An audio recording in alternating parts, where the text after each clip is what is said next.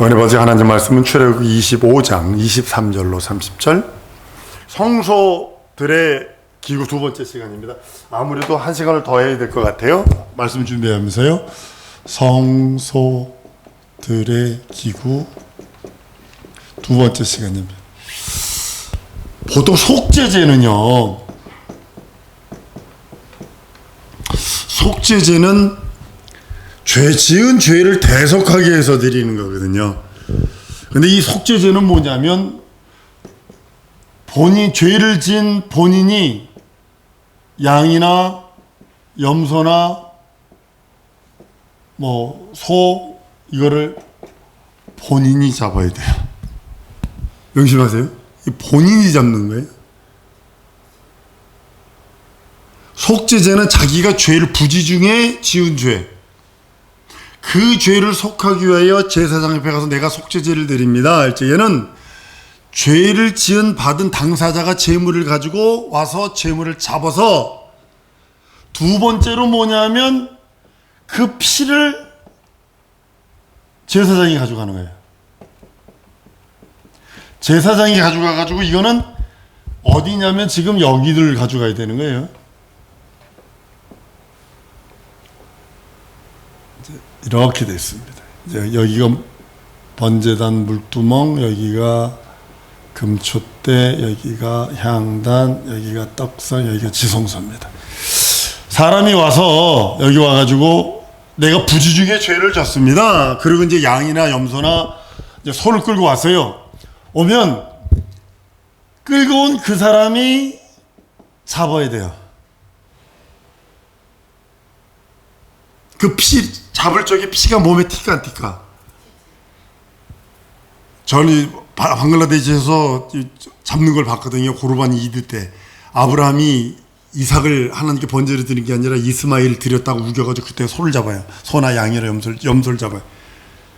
그러면 그 피를 받아서 제사장이 물두멍에 손발을 닦고 그 피를 가지고 어디로 가냐면 성소로 들어가요. 자, 그림 한번 볼까요? 그 다음 거, 이겁니다. 넘어가 보세요. 이게 등대. 그 다음, 요걸 잘 보시라고. 요게 향단입니다. 요게 향단. 이쪽, 뿔 있잖아요. 뿔들 있잖아요. 4개 뿔같이 뾰족뾰족 하잖아요. 그죠? 이 피를 가지고 손발을 닦고 성소에 들어가서 등대에 불 켜고 향단에 향 뿌리고 떡상에 떡 차려진 상태에서 였다가 향연을 잔뜩 피운 다음에 이 뿔에다가 제사장이 피를 발라. 이렇게 바르는 거예요. 바르고 나와서 이제 그 본인한테 내 죄가 사함받은 일이라. 이게 이제 제사장이 하는 일이에요. 근데 속죄제나 속건제는요, 의무제가 아니라 강제적이에요. 화목제나 번제는 자원해서 드리는 건데, 이 속죄제나 속건제는요, 이건 강제적입니다. 안 하면 죽으니까. 이거 안 하면 죽으니까. 잘 들어보세요.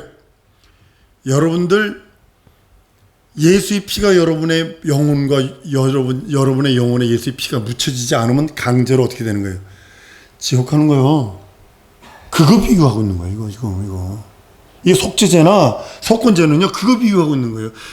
그 피를 내가 경험해야 된다는 거예요. 보세요. 내가 죄지면 내가 누구를 죽여야 돼? 양이나 염소, 소를 죽여야 되는 거예요.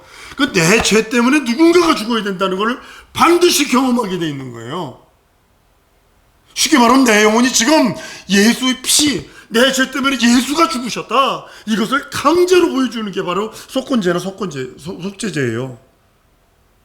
이거는 엄격합니다. 안 하면 죽으니까. 화목제나 번제는 자원이에요. 이건 좀 달라요. 나중에 하겠습니다만. 속건제는 죄에 대해서 분명하게, 속죄제는 죄에 대해서 분명하게 부지중에 내가 지은 죄. 쉽게 말하면 우리가 부지중에 지은 죄가 뭐예요? 내가 태어나기도 전서부터 나는 죄인이라는 거 아니에요. 근데 이거 잊고 산다고 사람들이. 근데 보면 반드시 본인이 양을 잡아야 돼. 보면 내 죄 때문에 누군가가 죽어야 돼. 이거 강조하는 거거든요. 내 죄 때문에 누군가가 죽어야 돼. 근데 하나님께서는 얼마나 이게 재물 드릴 적에 이게 저걸 했냐면, 그때 당시는 농경 시대 아니에요. 그러니까 그 제사장들과 이제 부유층 평민 가난한 사람을 이거를 이제 재물을 이렇게 하나님께서는 이렇게 다 이제 저거 칭하를 둔 걸 보게 됩니다. 아주 극빈자는 고운 에바, 한 에바를 갖다 드리게 되죠. 한 에바가 뭐 요만큼 아닙니다. 12대입니다. 쌀로 말하면 12대예요. 22리터 12대입니다. 한 말 아웃 되는 거예요. 한 말 아웃. 그렇죠? 한 말 아웃 되는 거예요. 한 말 반 되는 거예요. 22리터면 한 말 반이면 얼마냐면 8kg 한 마리거든요. 8kg 한 마리인데 그러면 12kg 정도 드리는 거예요. 그보다 조금 난 사람 비둘기 잡아 드리는 거예요. 그보다 좀 더 난 사람 양 드리는 거예요. 부자인 사람 송아지 드리는 거예요. 근데 우리가 가난하다고 요만큼 드리는 거 아니에요. 그때 농경 시대니까 밀이 흔했어요. 밀이 흔했으니까 한 에바를 고운 에바. 그것도 그냥 굵은 거 가져오는 게 아니라 집에서 맷돌질을 우리나라처럼 이렇게 맷돌질 하는 게 아니라 평범한 데다 놓고 우리 기타란 맷돌이 있어요. 우리 맷돌은 좀 달라요. 이스라엘 중동 맷돌은 어떻게 되냐면 맷돌이 네모 반듯한 돌 위에 둥그런 돌을 가지고 이렇게 문질러 가지고 그렇게 해서 만들었던 거예요. 우리는 득득 돌리는 거지만 거긴 그렇게 했어요. 가정에 있는 맷돌이 그걸로 고운 에바를 만들어야 되는 거예요. 사랑하는 여러분, 우리가 부지 중에 지은 모든 죄악들, 내 죄 대신 누군가가 죽어야 된다는 사실 여러분 아셔야 합니다. 그건 우리 예수님이세요. 그 제사장이 가가지고 이 뿔에다가 피를 바르고 이제 나와요. 그리고 하나님께서 내 죄를 아무개 죄를 사했노라 이게 선포하는 거예요. 그러면 그 사람들은 아멘하고 가면 되는 거예요. 제사 때마다 금향단에 저기에 향을 얼마나 많이 피웠는지 모릅니다. 그 분말로 만들어서 여러분 옛날 제사 지는 집 가보면 향 두세 개만 꼬아놔도요, 그 집안에 모기가 없어요. 향을 펴가지고 모기다 붙은 데다가 밑에다 이렇게 대놓으면 모기한테 딱 닿는 순간에 똑 떨어져 버려요. 그 제사 향이. 근데 그 머리카락보다 조금 굵은 국수가락만한 그 향을 두세 개만 꽂아놔도 집안에 향 냄새가 가득한데 이거 한 움큼씩 퍼보여요, 이렇게. 그러면 그 향연이 성소가 얼마나인지 예를 들면 성소 지성소가 이것만 하다면 지성소는 요 한 칸만 한 거예요. 요 한 칸만. 그 성소는 저 두 칸만 한 거고요. 그러니까 3분의 1만 한 게 지성소요. 3분의 2가 성소입니다. 그러니까 성소 안에 향연이 가득 차고 그 향연이 가득 차서 이 넘어들어 지성소까지 가득 찼을 적에 1년에 한 번 지성소가 열리는 거거든요. 향연이 끊어지면 안 돼요. 등대의 불이 끊어지면 안 돼요. 떡상의 떡이 절대로 끊어지면 안 돼요. 성소가 그렇게 크지는 않습니다. 근데 거기에 향연이 가득해야 돼요. 여러분들 향연은 계시록에 보면 성도의 기도라고 그랬어요. 여러분의 기도를 여러분을 수종드는 천사들이 여러분의 기도를 받들어서 하나님께 올려드리고 또 그 하나님께 주시는 응답을 그대로 가지고 내려온다고 얘기합니다. 그래서 한번 따라 하십시다. 절대 의심하지 말자. 의심하면 그걸 쏟아버리는 것 같은 거예요. 아니면 다시 가져 올라가서 그냥 저거 해버리는 것 같은 거예요. 절대로 의심하면 안 됩니다. 그 향연이 그만큼 중요한 이유가 뭐냐면 향연이 증거궤 속죄소를 가득 채워야 돼요. 그래서 항상 우리들의 기도가 쉬지 말고 기도하라. 범사에 감사하라. 이는 그리스도 예수 안에서 너의 향을 하나님의 뜻이라 한 이유가 바로 거기 있는 거예요. 진설병 올려놓은 떡상이 그거 넘겨보세요. 그 다음 거. 예, 이거 보세요. 자, 보세요. 떡을 이렇게 6줄씩 쌓아놨는데 보면 하나, 둘, 셋, 넷, 5개까지 보이고 밑에 건 안 보이죠? 높이가 이만큼 높이에요. 떡상의 상의 높이가 이만큼이에요. 떡 부스러기가 절대로 바깥으로 떨어지면 안 돼요.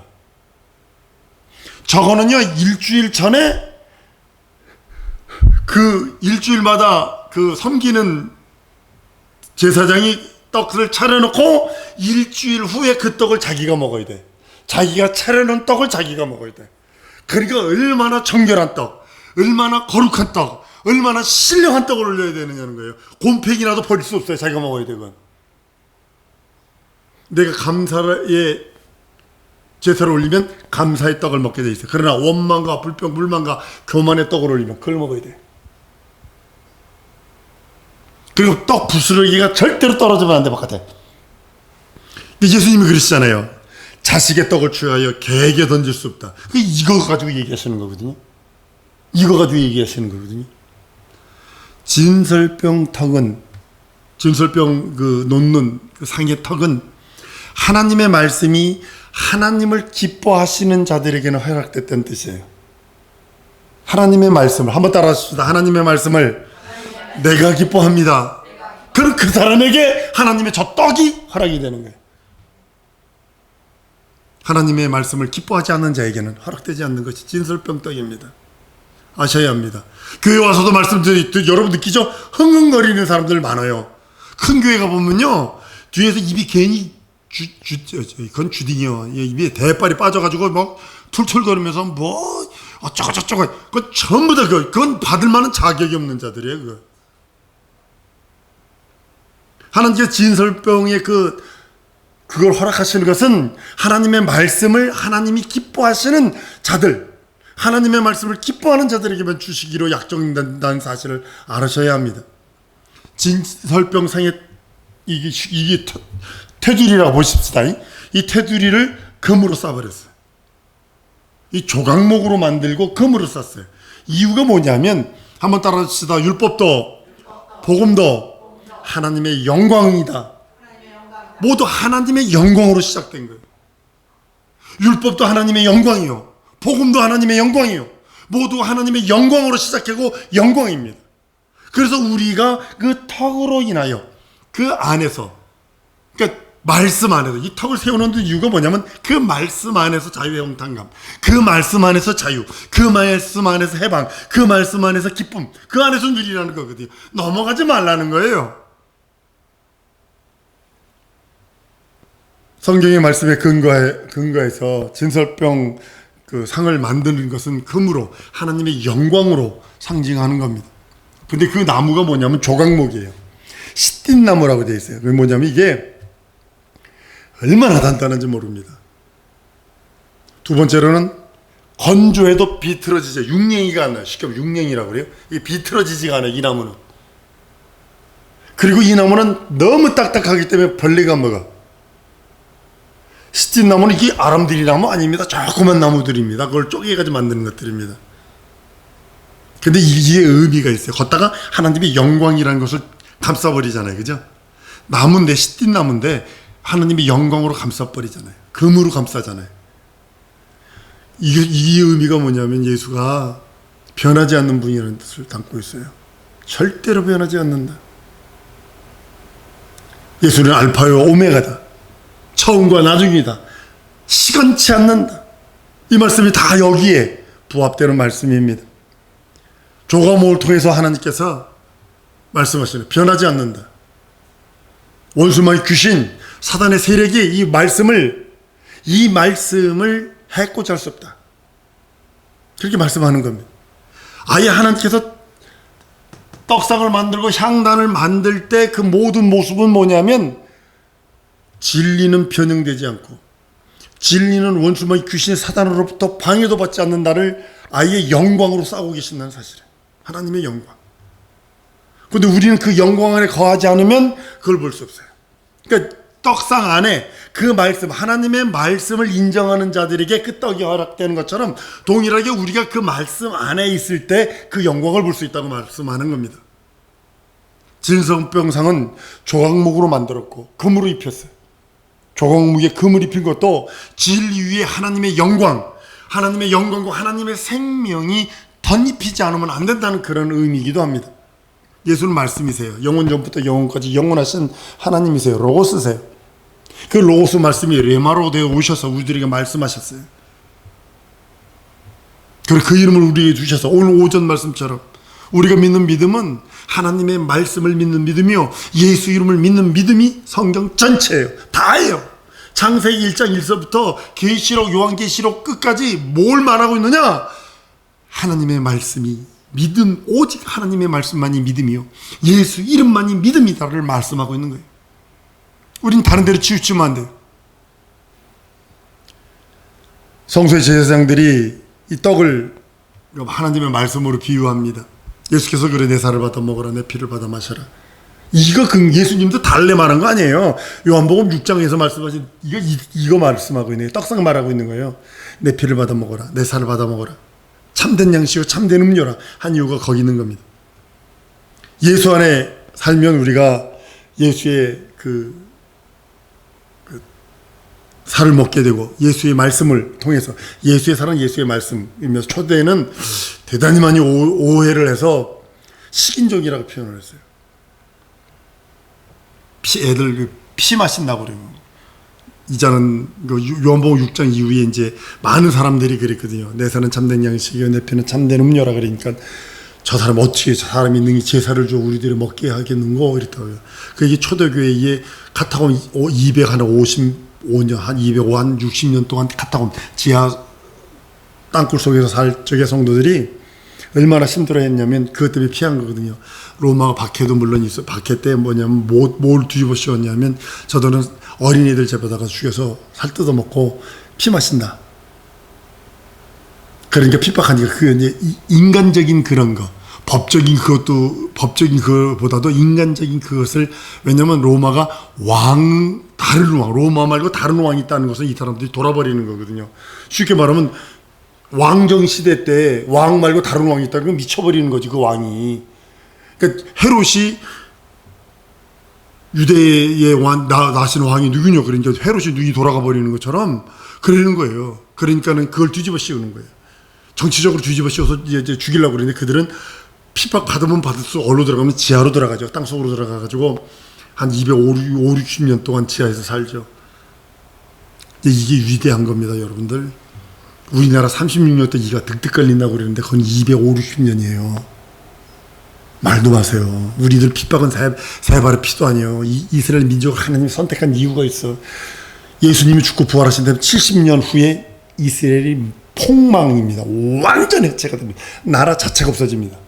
근데 1948년에 나라가 벼랑을 생겨버려요. 이게 이적이라는 거예요. 하나님의 때가, 하나님 오실 때가 다 됐다. 이걸 보셔야 된다는 사실입니다. 예수 안에 예수의 살이, 우리가 예수 살을 먹고 마시고, 예수 안에 우리가 예수를 모시고, 우리가 예수를 모시면 예수의 아버지가 우리 안에 계시고, 내가 예수 안에, 예수가 내 안에, 아버지가 내 안에. 성경은 이 말씀이 우리들에게 이루어지는 모습을 보게 됩니다.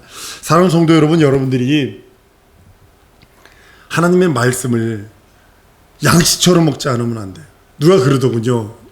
비타민 C라고는 약을 그냥 호주에다 넣고 다니면서 그냥 음식처럼 드세요. 약을 음식처럼 먹으라고 그러더라고요. 의사가 얘기하는 겁니다. 그래야 삽니다. 약을 약이다 이렇게 먹지 말고 음식처럼 드세요 그러더라고요. 예수의 말씀이 내 영혼에 참된 양식이요 내 영혼에 참된 음료라면 양식처럼 먹어야 합니다. 진짜 양식처럼 먹어야 합니다. 떡상을 했는데요. 향당한 떡상을 했는데요. 여러분들 진정 우리가 성경에서 말하고 있는 기도와 그 말씀은요, 우리 지금 성수 생활하는 겁니다. 한번 따라 하십시다. 나는 지금 성수 생활하고 있다. 항상 쉬지 말고 항상 기뻐하라, 쉬지 말고 기도하라, 범사에 감사하라. 이게 신약시대에 이렇게 말한 사도 바울을 통해서, 사도 바울이 이제 신약 성경에 13권을 써요. 13권인데 플러스 하나가 14권이라 하는 사람도 있고 13권이라는 사람이 있는데 이게 히브리서입니다. 히브리서 앞부분을 보면 바울의 필체가 나오고 중간중간에 바울의 필체가 나오고 뒷부분을 보면 어느 부분 중간중간에 보면 제자들의 필체가 나오고 그래요. 사람마다 편지 쓰는 그 양식이 있어요. 우리는 지금 한글로 보니까 똑같은 것 같아서 잘 모르지만, 그러니까 그 헬라어를 가지고 딱 펴놓고 딱 보면 그 사람마다 쓰는 독특한 필체가 있어요. 그 독특한 필체를 보면 바울은 이 부분 바울이 쓴 것 같네. 그리고 또 이 부분 이건 베드로 필체가 나네. 이렇게 되는 거예요. 제자들의 필체가 나네. 이렇게 된 거예요. 그러니까 그래서 이거를 지금 히브리서를 뭐라고 했냐면 저 작자 미상 이렇게 써요. 근데 바울이 13권을 쓴 것 중에 뭐냐면 구약 성경어, 올드 테스트먼트 구약 성경을 신약 성경으로 해석하는데 뭐냐, 율법을 복음으로 이렇게 접목시키는 거예요. 이 율법의 이 부분이 이게 예수님이 이걸 이루신 거네. 우리가 성소에서 성소 생활 이거 자체가 항상 기뻐하고 쉬지 말고 기도하고 범사에 감사하라, 이것으로 하나님이 말씀하고 계시네. 그래, 등대니까 기도 감사, 이렇게 딱 이렇게 정해놓은 거예요. 그러니까 구약 성경의 비유로 됐던 것을 바울이 적나라하게 풀어버려요. 그러니까 사도 바울 서신은요 해석할 게 없어요. 그냥 얘기만 하면 되는 거예요. 구약 성경을 번역한 건데, 구약 성경을 그대로 해석한 건데, 그러니까 그걸 해석하면 이렇게 되는 거예요. 원숭이 똥구멍은 빨겨, 빨가면 사과, 사과는 맛있어, 맛있은 건 바나나, 바나나는 길어, 기름은 기차, 기차는 빨라, 빠르면 비행기, 비행기는 높아, 높은 곳은 뭐 백두산 뭐 이런다고요. 그러면 원숭이 똥구멍부터 시작해가지고 백두산까지 갔단 말이야. 그러니까 지금 바울 서신은 그렇게 해석하는 거 아니야. 그대로 믿어버리면 되는 거예요. 그 대신 그 말씀이 구약에 어디 있는 말씀을 해석했느냐, 예수님이 어떤 말씀을 해석했느냐를 갖다가 붙이는 거지, 그걸 갖다 한번 해석을 더 해버리면 진짜 그렇게 되는 거예요. 사랑하는 여러분, 예수의 살을 먹으면 우리 안에 예수를 모시는 거고, 예수 안에 있는 아버지가 우리 안에 오시게 되고, 하나님이 우리 아버지가 되는 이런 완전한 서큘레이션, 이것을 순서를 바꿀 수도 없고 이걸 전혀 다르게 해석할 수도 없는 거예요. 그러니까 우리가 떡상에 있는 떡을 먹는다는 그 자체는 뭐냐면, 그 하나님의 말씀은 생명이요, 하나님의 말씀을 인정하는 자들이 그 안에서 즐거움과 그 안에서 있는데, 그 살을 먹음으로 인하여 예수를 내 안에 모셔드리는 거고, 예수가 내 안에 들어오심으로 하는, 예수 안에 계신 아버지가 내 안에 또 들어오시는 거예요. 예수가 아버지가 내 안에 들어오심으로 인하여 하나님이 우리 아버지가 되는 거예요. 오늘 여기까지만 해야 될 것 같아요. 앞으로 한 6페이지가 더 있어요. 5페이지, 6페이지가. 사실 성도 여러분, 우리 이 시간에 기도할 때 하나님, 우리가 기도 쉬는 죄를 범치 않게 해달라고 기도하시고, 또 하나님의 말씀을 어떤 건 도저히 이해하지 못하겠어. 하나님의 말씀을 그냥 이해하지 못하겠어요. 그냥 그럼에도 불구하고 아멘하고 순종하겠으니 하나님 내 인생을 도우소서. 아까도 기도했던 것처럼 내게 영권, 인권, 물권의 축복을 허락하시옵소서. 주 예수의 한번 부르고 통성으로 기도합니다.